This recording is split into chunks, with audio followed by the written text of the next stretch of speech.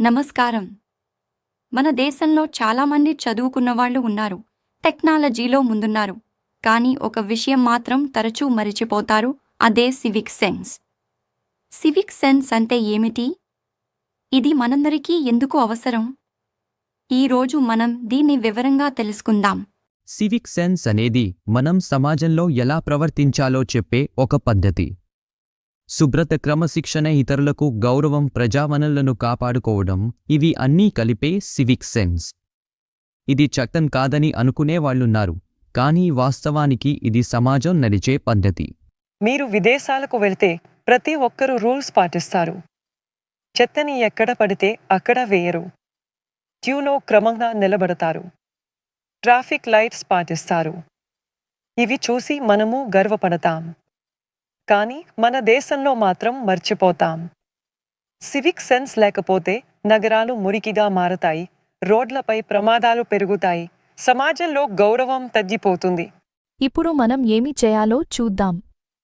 శుభ్రతలో చెత్తను ఎప్పుడూ డస్ట్బిన్లో వేయాలి. పబ్లిక్ ప్రదేశాల్లో స్పిట్టింగ్, ఉమ్మివేయడం చేయకూడదు. వాష్రూమ్ వాడిన తర్వాత శుభ్రం చేయాలి. ట్రాఫిక్లో ఎర్ర సిగ్నల్లో ఆగాలి. ఫుట్పాత్ మీద నడవాలి. హెల్మెట్, సీటు బెల్ట్ తప్పనిసరిగా వాడాలి.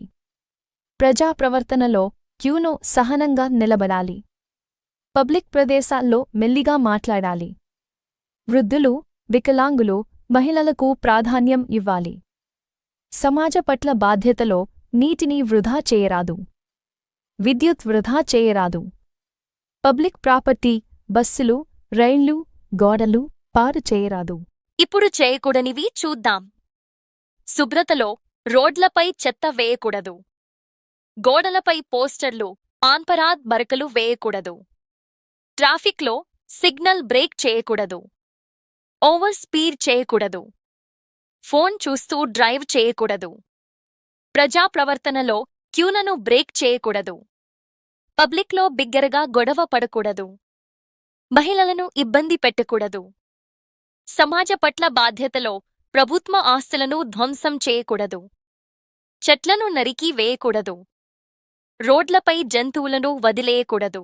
ఒక చిన్న ఉదాహరణ, మీరు రైలులో ప్రయాణిస్తుంటే మీ పక్కన కూర్చున్నవారు చెత్తని కిటికీ బయటకు విసిరారు అనుకోండి. మీరు ఏమనుకుంటారు? అసహనం. అదే మనం చెయ్యొద్దు. మరొక ఉదాహరణ, ఒక వృద్ధుడు బస్ స్టాప్లో నిలబడి ఉన్నాడు. మీరు క్యూలో వెనక నుండి వచ్చి ముందుకు వెళ్లారు. ఇది కేవలం రూల్స్ బ్రేక్ కాదు, గౌరవాన్ని కూడా దెబ్బతీసినట్లే.